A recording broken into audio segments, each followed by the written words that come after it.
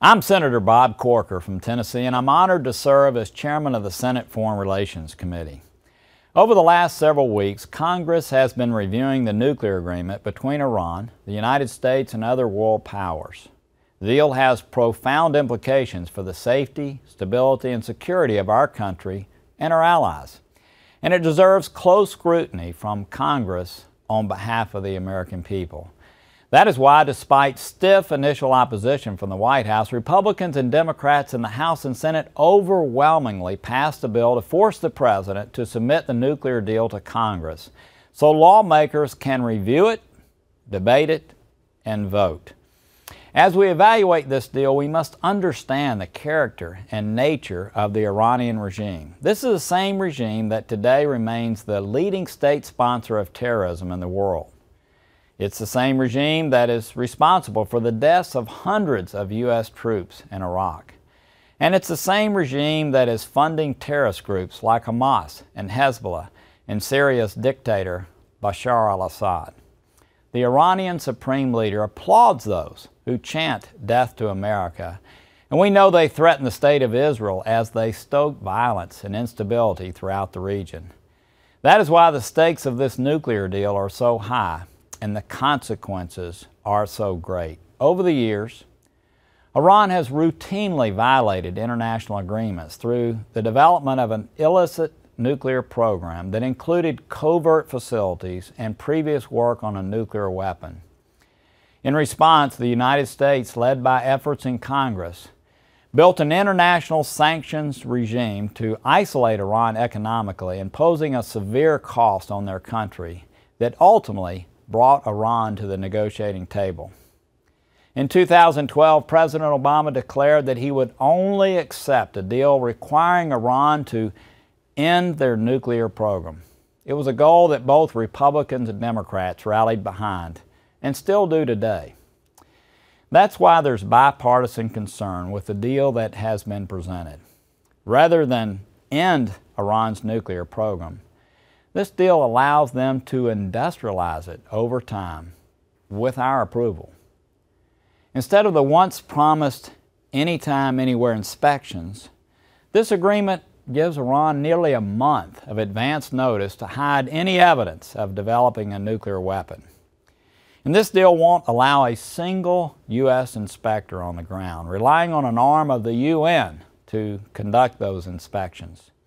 Even worse, there are two secret side deals we can't ever see that appears to restrict inspectors' access to key sites.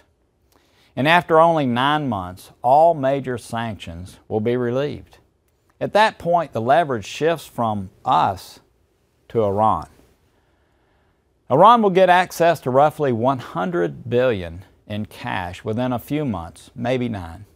Some of which will be used to help fund terrorism and instability.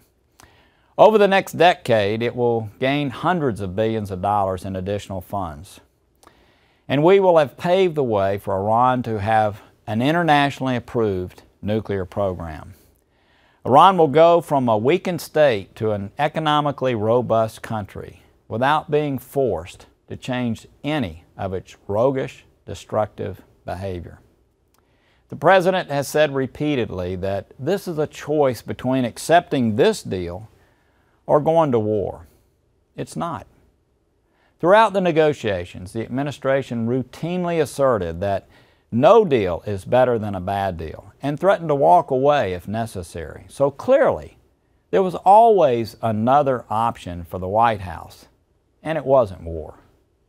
Our nation's top military general also confirmed that such a stark choice between this deal or war was never discussed during his conversations with the President.